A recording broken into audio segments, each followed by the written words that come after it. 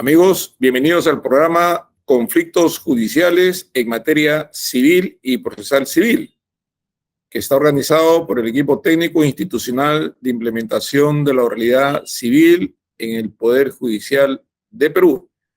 Se trata de un conjunto de entrevistas que tienen por objeto difundir los conocimientos, experiencias, preocupaciones, reflexiones que sobre el tema civil y procesal civil tienen jueces, abogados, profesores, investigadores y en general personalidades preocupadas por los conflictos judiciales en esta materia.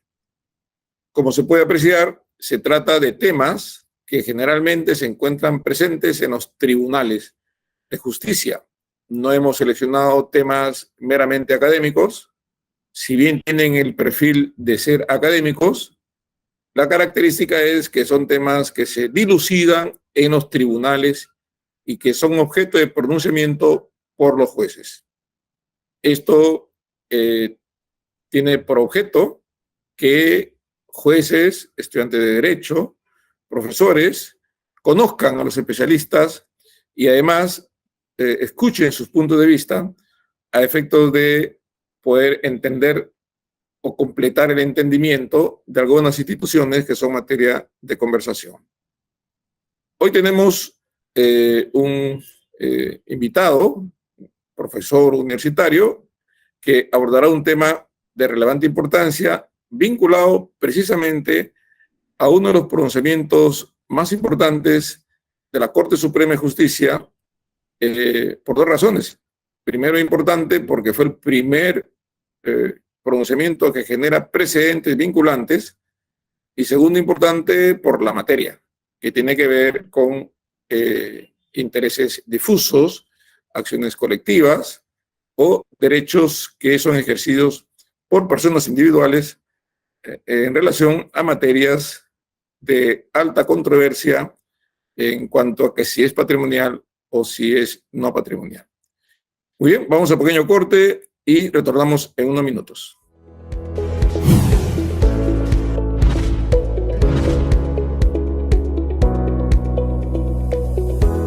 Amigos, como habíamos referido, hoy tenemos a un ilustre invitado. Él es el doctor Cristian Alex Delgado Suárez. Él es profesor de Derecho en la Universidad de Lima y en la Pontificia Universidad Católica del Perú. Él tiene el título de máster en Derecho Procesal por la Universidad Federal de Paraná, en Brasil, y en Derecho Constitucional por la Universidad de Génova, Italia. Él es abogado por la Universidad de Lima. Nuestro invitado abordará lo que habíamos referido hace unos minutos, el tema sobre el primer pleno casatorio y la transacción extrajudicial. Muchas gracias, profesor, por estar con nosotros y dedicar un tiempo de su actividad para contestar alguna de nuestras preguntas. Doctor Lama, muchas gracias en primer lugar a usted por esta honrosa invitación, la cual claro que tuve mucha alegría en poder aceptar gustosamente ya en una segunda oportunidad de estas entrevistas, y también agradecer al equipo técnico institucional de implementación para la oralidad civil. Entonces, siendo así, yo estoy más que agradecido y quedo pues atento a los diálogos que podamos tener. Gracias. Quería abordar con usted este tema vinculado a la transacción extrajudicial, no porque esta sea una institución extraña, sino que resulta involucrada en la solución de un conflicto de gran trascendencia social y vinculada, como decíamos hace un momento, a la defensa de intereses difusos.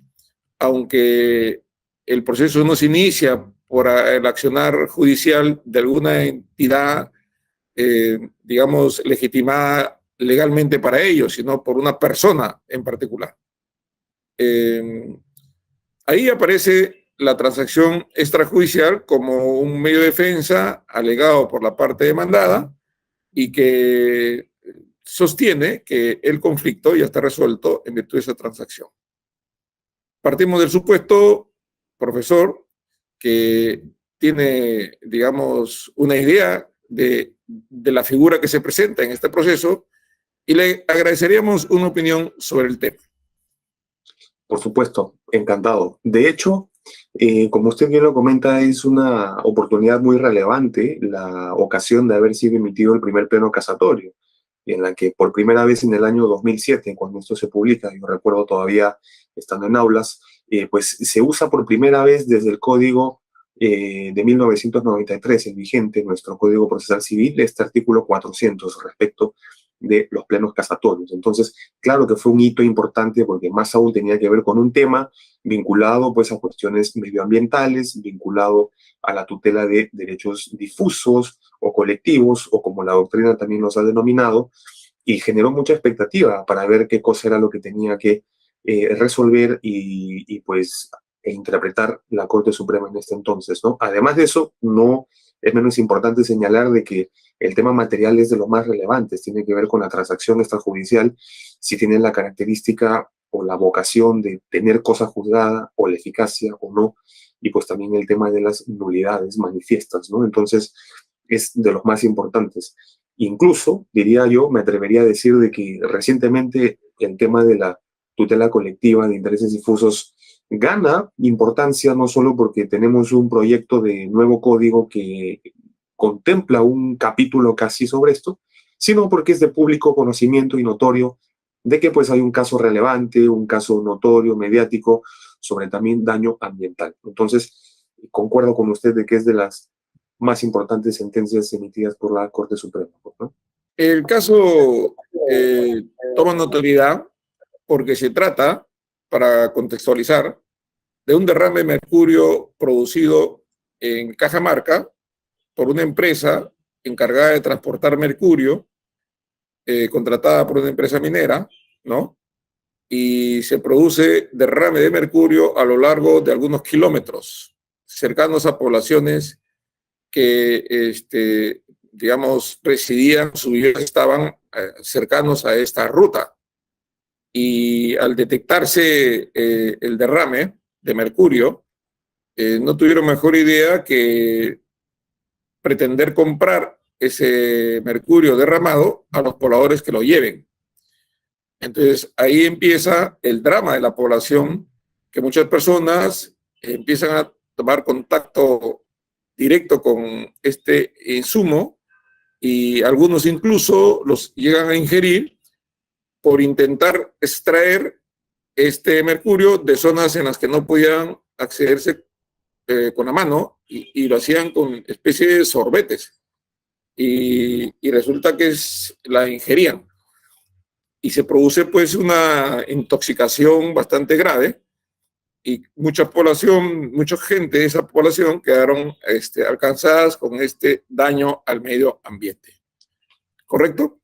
Entonces, la primera pregunta que le podría hacer, según la figura de la transacción extrajudicial, ¿es posible transigir en virtud al daño causado por la presencia de este elemento contaminante que afectó la salud y algunos dicen que afectó de manera degenerativa en el tiempo a las personas? Sí, mi primera respuesta sería positiva. Yo creo que en el ámbito de la libertad contractual, de la libertad que tienen las partes para poder pues, crear, modificar, extinguir relaciones jurídicas, en este caso obligacionales, siempre y cuando sea un derecho individual, en este caso vamos a llamar salud, integridad, ¿no? Como quiera que así lo alegaron los demandantes, la señora demandante, yo creo que estaba facultada y era pues permisible de que pudiese transigir, de que pudiese pactar algo vinculado, creo yo, en este primer momento, al daño individual que ella sufrió, así como en representación de sus menores hijos. Entonces, en este ámbito de daño individual, lesiones, daño a la persona, a la estructura físico-corporal, claro que era posible poder transigir sobre este asunto, sobre este derecho, ¿no? Estamos frente a un asunto de carácter patrimonial, aun cuando de por medio esté comprometida la salud de la persona. Bueno, para precisar un poco más el tipo de daño, claro, es un daño extrapatrimonial, porque pues no implica una lesión al crédito y tampoco implica una lesión a un activo, ¿no? Como sería básicamente el entendimiento sobre patrimonio. Pero como quiera, pues de que es un derecho que se ha vulnerado a la salud de esta persona, a la integridad, incluso vaya uno a saber a la vida, creo que la mejor tutela en este caso pues es la resarcitoria.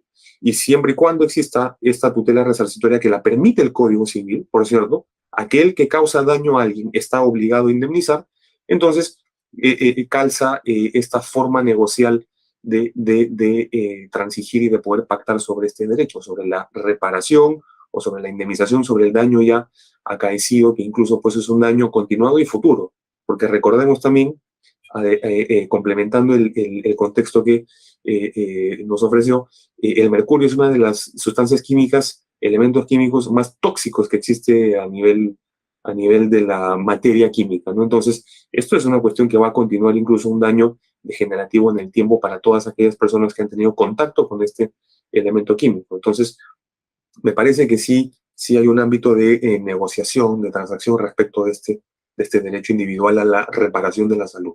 Podríamos decir que habría una cierta analogía en la transacción que se permite o se autoriza o que se prevé legalmente cuando es consecuencia de un delito, ¿no es cierto? No se puede transigir por los delitos, pero sí se puede transigir por los efectos del delito en la persona, que se llama la Exacto. reparación civil, ¿no es cierto? Así es, así es. Quiere decir que hay un derecho no patrimonial que está pendiente de ser resarcido por las autoridades vinculadas al daño al medio ambiente, a la salud pública, que no puede estar incorporada en esta transacción más que los daños que se pueden cuantificar en el ser humano, ¿no? Que se vio alcanzado de manera individual por este insumo contaminante. Yo te puedo entender así, esa es la interpretación que usted le da a esta transacción. Sí, y básicamente porque por más de que la demandante, y acá ya comienzo un poco con el comentario del acto postulatorio de la demanda, por más de que la demandante haya pedido la indemnización por un daño a su salud, yo creo que de manera equivocada, la indemnización la pide por un daño bioambiental. Bioambiental. Entonces, ahí es donde ella dice, no, el daño además de a la salud fue también al medio ambiente y por lo tanto pido una indemnización a la luz también del daño medioambiental que ocurrió. Por eso, la parte de la respuesta que comentaba era, siempre y cuando ataque o se vulnere un derecho individual, como es el derecho a ser resarcido por la afectación a un derecho individual, salud individual, no hablo de salud pública, no hablo de medio ambiente, claro que se puede transigir porque es un interés propio, es un interés disponible. Lo que no se puede es aquello que la normativa o la doctrina enseña como aquellos derechos que son indivisibles. Y cuando hablo de derechos indivisibles, comienzo a hablar de derechos difusos en los cuales no se sabe quién es titular, no se sabe a cuántas personas ha afectado y por lo tanto no hay manera específica de decir son 500 afectados. Porque la salud pública acaba, pues, de alguna manera, o el medio ambiente acaba acaparando o importando a un grupo indeterminado de personas. El error fue de la demandante pedir una indemnización por un daño bioambiental. Y ahí viene un poco la interpretación. Pero parece que la demandante, digamos, implícitamente en su demanda, invoca el tema del daño ambiental, pero también invoca una indemnización a su persona, es decir, por los daños causados, no solamente a ella que es demandante, sino también a sus hijos, que eran menores de edad, ¿no es cierto? Y que habían sido alcanzados también con la contaminación.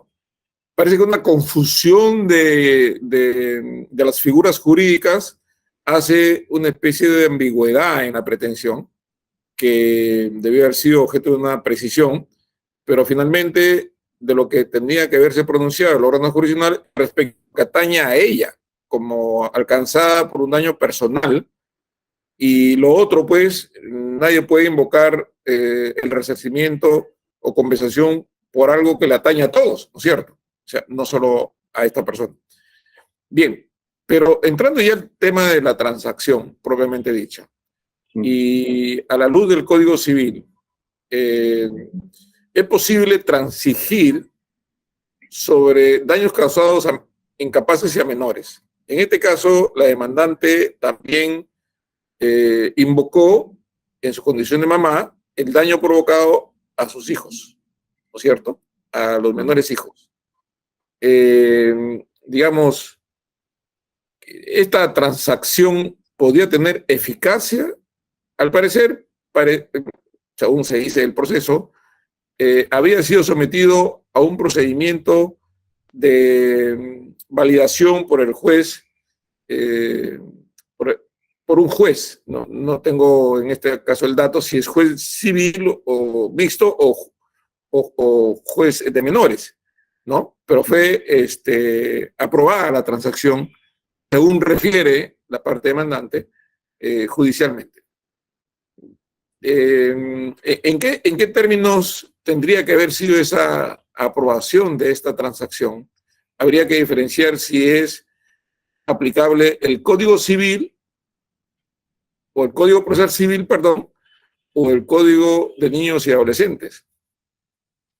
Sí, yo me inclinaría a pensar de que como la mamá en este caso es la representante, pues la persona que tiene que responder por ellos, puede pedir también a nombre de ellos estas indemnizaciones. Más aún porque pues la figura de la protección a los niños y adolescentes es un ámbito, yo diría que con una protección agravada, tanto así que amerita la existencia de un código específico para este sector poblacional, pues no, niños y adolescentes. Yo creo que en este punto, la cosa, o mejor dicho, la transacción, bien sea por la mamá, bien sea a favor de los niños de manera individual o a favor de sus hijos, siento que debió seguir la línea nuevamente del daño a la integridad física, a la salud, para poder pues reparar o resarcir, indemnizar estos daños, ¿no?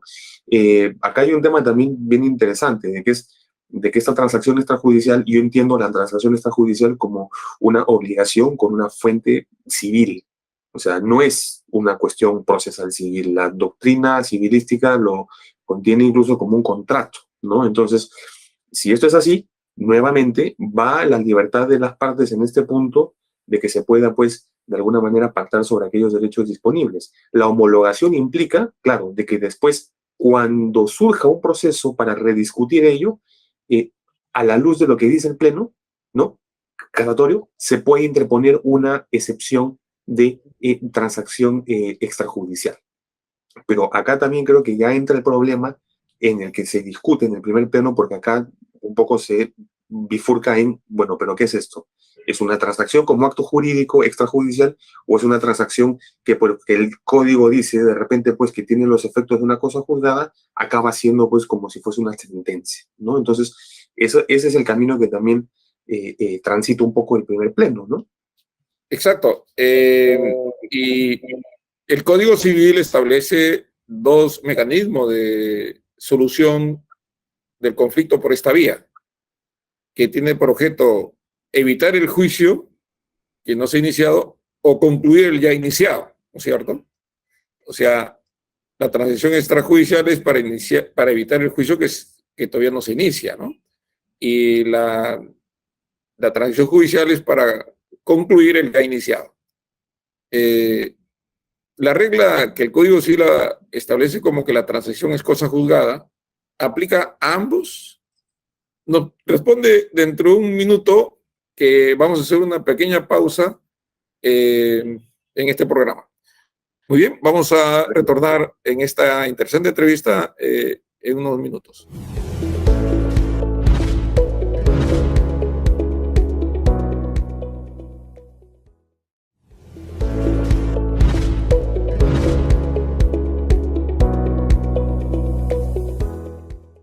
Estimados amigos, estamos de vuelta en esta interesante entrevista con el doctor Cristian Delgado, quien nos está, transmitiendo su punto de vista en relación a las características que tiene la transacción, en este caso extrajudicial. Profesor, habíamos dicho hace unos minutos que si la calificación que hace el Código Civil de que la transacción es cosa juzgada, aplica para ambos tipos de transacción. Sí, bueno, acá habría que ir a la literalidad del artículo 453 del CPC, en el que establece de que la excepción de conclusión del proceso por transacción solo puede basarse en una transacción que de manera previa haya puesto fin a un proceso judicial. Esto es una transacción judicial más no una transacción extrajudicial. Entonces, las instancias, o sea, yo pienso de que basándonos en la literalidad, pues calzaría cuando se concluye el proceso con una transacción, ya proceso iniciado, como usted también bien lo comentó. Pero yo creo que la Corte Suprema se puso en el supuesto de aquel vacío normativo, en el que no pues se sabía hasta ese punto si por una transacción extrajudicial fuera del proceso, antes del proceso, también cabía la posibilidad de plantear esta excepción. La respuesta o la solución a la que llega la Corte Suprema, la Sala Plena en su momento para emitir este pleno, fue de que también debe entenderse, ¿no? También debe entenderse como estas excepciones para las transacciones extrajudiciales. Yo creo que si se trata, para poder redondear la idea, si se trata de una transacción extrajudicial antes del proceso, me inclino a pensar que el tratamiento debiera ser como de acto jurídico, como de un contrato, y por lo tanto como una defensa de fondo, ¿no? Porque la transacción puede carecer o adolecer de un elemento pues de validez, puede ser revisada, puede ser invalidada. En este caso se hablaba de una indemnización de bagatela muy menor. Entonces creo que ahí ya estamos en un ámbito más de derecho material como transacción extrajudicial como contrato, ¿no? Pero hay una diferenciación que hace el Código Civil en el artículo 1312 en cuanto a la forma del efecto o, digamos, de la acción posterior como consecuencia de la misma. Dice que la transacción judicial se ejecuta como sentencia y la extrajudicial en la vía ejecutiva. Digamos, el propio código hace una separación y yo me parece, no sé si comparte usted esa apreciación, que si hace referencia a que la transacción judicial se ejecuta como sentencia, estamos hablando ahí de cosa juzgada. Y si la transacción extrajudicial sigue la vía ejecutiva, ahí no hay cosa juzgada, ¿no es cierto? En este caso, la transacción es un título ejecutivo, yo diría equiparable a una letra de cambio, a un pagaré, a un recibo de renta impaga, de los títulos ejecutivos a que se refiere el Código Procesal Civil. ¿Qué opinión tiene sobre esto? Yo estoy completamente de acuerdo con usted, en el sentido de que si es que estamos hablando de una transacción extrajudicial como título ejecutivo, la naturaleza del título ejecutivo es aquel documento, acto, ¿no?, que contiene pues una obligación cierta, expresa, exigible, líquida cuando es cuantificable, y no me parece que estas características o esta definición del título ejecutivo corresponda necesaria o exclusivamente a un ámbito procesal. Entonces, tiene más sentido tomar esta transacción extrajudicial desde una característica más sustantiva o material, ¿no? Yo pienso, por ejemplo, para ir un poco en la línea de que me parece que es incorrecto señalar de que la transacción extrajudicial ostenta una calidad de cosa juzgada. Yo creo que la calidad de cosa juzgada, pienso, es consustancial únicamente a la jurisdicción, que es impartida por el Estado. Entonces, las partes no tienen forma de alguna manera, componer jurisdiccionalmente y de manera voluntaria un conflicto, porque pues faltaría el tercero imparcial. En ese sentido, yo creo que esta transacción extrajudicial, cualquiera en general, adolece de estas eficacias de cosas juzgadas. Lo que yo siento de que la Corte Suprema en el primer pleno casatorio, y lo que quiere decir el artículo 337 del Código Procesal Civil respecto de la transacción, que pone fin al proceso, ¿no?, es de que tiene autoridad de cosa juzgada. Esto creo que se ha entendido mal y se ha extrapolado la transacción extrajudicial para pensar que es, pues, como si fuese una sentencia, cuando ya varios profesores de Derecho Civil indican de que el hecho que se diga que tiene una autoridad de cosa juzgada quiere hacer mención a la vigencia del pacta sunt servanda, de los pactos arribados entre las partes, que es una cosa definitiva, pero que es completamente diferente o apartada de lo que es una calidad de cosa juzgada. La calidad de cosa juzgada normalmente no se puede revisar, es inimpugnable, inmutable. Una transacción extrajudicial, pues, claro que se puede revisar, claro que se puede alterar y volver a transigir sobre ese mismo punto, ¿no? Entonces, creo que por ahí un poco iría en lo que respecta a la extrajudicial. ¿no? Pero además, como es por todos conocido, cuando la transacción se produce existiendo un proceso, no tiene que esa transacción ser arribada ante el juez, puede ser arribada de manera privada, pero para su eficacia, habiendo un proceso abierto, tiene que homologarle el juez. Y al intervenir el juez, es lo que le da el ingrediente de cosa juzgada. En cambio, cuando es extrajudicial, no hay una homologación del juez. Simplemente está sujeto al cumplimiento de los requisitos formales que la ley exige para que ese documento ostente la condición de título ejecutivo. Y se abre la ejecución, si así cuenta con esos requisitos, y no se abre la ejecución si no las cuenta. Pero en ambos casos, sea judicial o extrajudicial, y esto hace que el problema arribado en el primer pleno siga vigente siempre, que no queda, digamos, fosilizado en el año 2007, sino que es permanente discusión sobre la utilidad de la transacción extrajudicial, en el sentido de que en ambos casos supone una falta de interés, ¿no? Si hay transacción extrajudicial, hay falta de interés porque el conflicto se resolvió por las partes. Y si hay transacción judicial, también hay falta de interés porque el conflicto se resolvió ante el juez.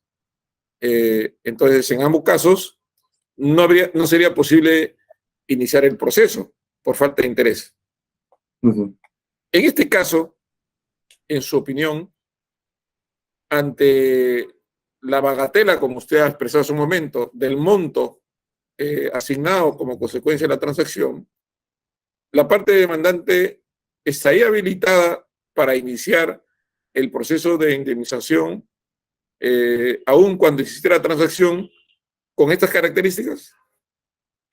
Sí, es muy importante, de hecho, porque todo esto converge en que en realidad en la pretensión o en el acto postulatorio, en la demanda, lo que debió haber solicitado acá la demandante es una nulidad de esta transacción.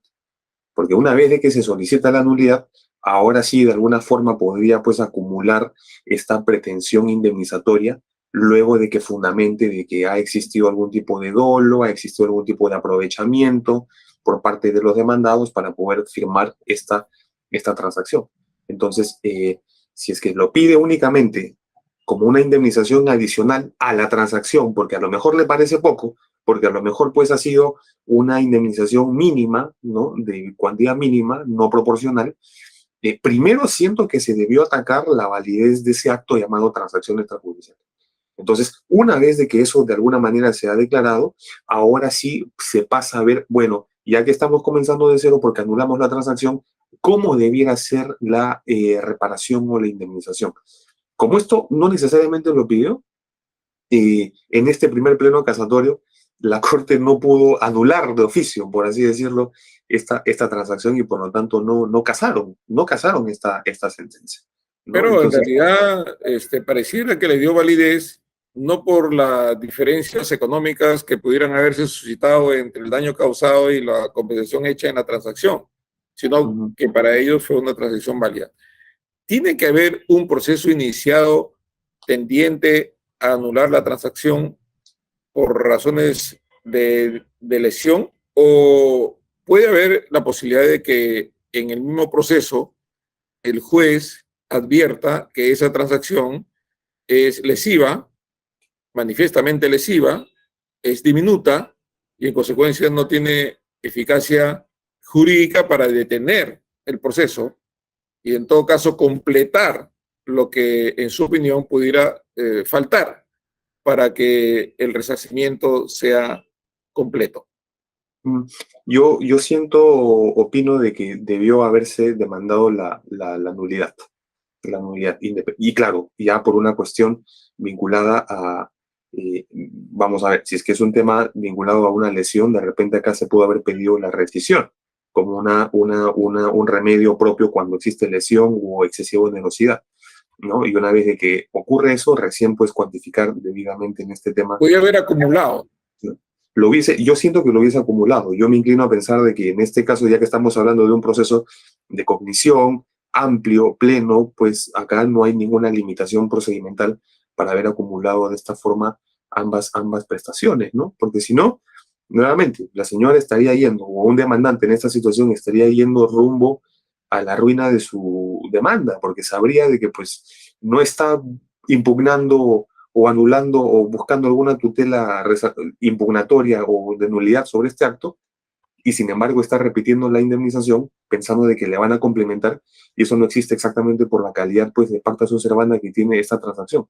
Tendría, entiendo yo, que haberse acá planteado esta demanda con una pretensión nulificante del acto o rescisoria, rescindente, y posteriormente, pues, de manera acumulativa pedirse la indemnización, ¿no? Entonces, como quiera que eso no ocurrió, inclusive esto fue materia también de comentario y de precedente en el noveno pleno casatorio, vinculado, pues, también esta nulidad incluso manifiesta, ¿no? Pero no es al parecer, no es un escenario de nulidad manifiesta, sino de lesión. Uh-huh, uh-huh. Y si es de lesión, lo que cabe es la rescisión, ¿no es cierto? Uh-huh, uh-huh. Bueno, esto, digamos, en su opinión, es muy importante porque habrá muchas personas que habrán transigido por necesidades urgentes, han aceptado una suma diminuta, y es probable que cuando pretendan demandar lo que les falta por compensar, se encuentren con la transacción que le va a detener el proceso. Uh-huh. Aun cuando sea considerada extrajudicial y sin la calificación de cosa juzgada, igual con la transacción hay una falta de interés, ¿no? Porque se supone que el conflicto fue resuelto entre particulares, ¿no? Digamos, ¿usted qué opinión le daría a esta persona que tuviera, digamos, una compensación diminuta puesta en una transacción y que la parte interesada por razones de urgencia firmó, ¿no? Sí, lo que pasa es que también acá hay que mencionar lo siguiente, o sea, el juez está en este punto, bien como lo dice el artículo 220, que remite al 219, leído con el noveno pleno casatorio, la nulidad cuando es manifiesta, nulidad, la facultad que tiene el juez de poder revisar de oficio de repente, o así no se haya pedido por la parte, no alcanza a la anulabilidad, no alcanza a la rescisión, solamente a la nulidad. Entonces, si yo de repente hubiese asesorado o de repente hubiese opinado, guiado un poco respecto de esta demanda, yo creo que lo más técnico y adecuado hubiese sido la rescisión por un tema de lesión, porque acá hubo una validez estructural, como se dice, manifestación de voluntad, el objeto, en este caso, pues lícito y jurídicamente y fácticamente posible, pero el error fue justamente en el asunto de la indemnización, que fue diminuta. Yo creo que una cuestión más técnica hubiese sido la lesión, y una vez de que se rescinde este acto jurídico, pues de alguna manera solicitar la pretensión. Y esta ya sería una solución judicial, porque rescindido que fue la transacción extrajudicial, ahora sí ya queda espacio en blanco nuevamente, por así decirlo, para pues que pida la indemnización, ahora sí, proporcional, razonable. Pero Uh-huh. a veces los conflictos judiciales no se traducen tan nítidamente como quisiéramos en las demandas, digamos. Y siempre los jueces, en general, digo no en el caso particular de aplican criterios de razonabilidad y proporcionalidad en la evaluación de, digamos, de las conductas o las decisiones personales o judiciales eventualmente, digamos, que pudieran ser pues una aberración, ¿no? Por ejemplo, en este caso, bueno, dieron 20.000 soles. Pero ¿qué pasa si la transacción por intoxicación de mercurio, la empresa solamente dio 2.500 soles o 1.000 soles? Y el juez percibe que este es un daño cuantioso porque la persona está pues sometida a un tratamiento degenerativo y que va a estar inutilizado casi de por vida. Y que le parece que 1.000 soles es un insulto, ¿no? Podría pegarse a la forma y decirle, como hay transacción, sabes que te equivocaste y haz mejor tu demanda y cuando estés mejorado, vienes. O podría abordar el tema bajo criterio de razonabilidad y dictar, digamos, finalmente una decisión para admitir a trámite, pese a la transacción o continuarla, y pronunciarse sobre las diferencias que pudieran resultar del daño causado.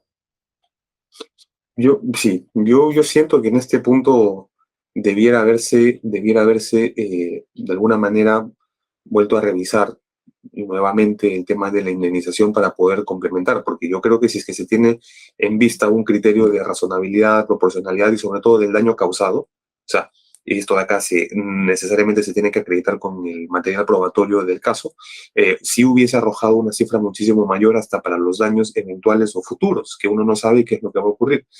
Entonces, sí siento que nuevamente me sostengo un poco esta postura de que debió haberse revisado, analizado, previa el ataque a este acto de transacción, el quantum indemnizatorio, porque honestamente tampoco es que exista pues una tabla de indemnizaciones como si fuese un seguro, ¿no? Para decir por este tipo de daño o intoxicación, tanto.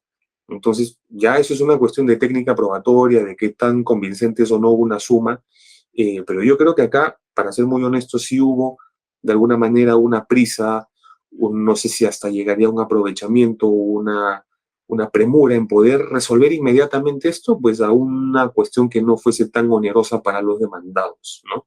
Y eso es exactamente lo que se estaba discutiendo, ¿no? De que pues es una cifra diminuta. Yo siento que debiese haber ameritado un análisis más De fondo. adecuado a la gravedad del daño, ¿no? Y de fondo, evidentemente. Muy bien, doctor. El tiempo es nuestro peor enemigo en estas actividades que se limitan y son muy estrictos, por lo menos los encargados de su difusión y su diseño. Eh, Aunque quedan algunos temas aún en el tintero, probablemente en algún momento continuaremos conversando y hacer pues unos análisis un poco más extensos sobre esta materia, por ejemplo, sobre el tema del patrocinio de intereses difusos, sobre acciones colectivas, que digamos es un tema también de actualidad. Eso es todo por hoy día, estimado doctor.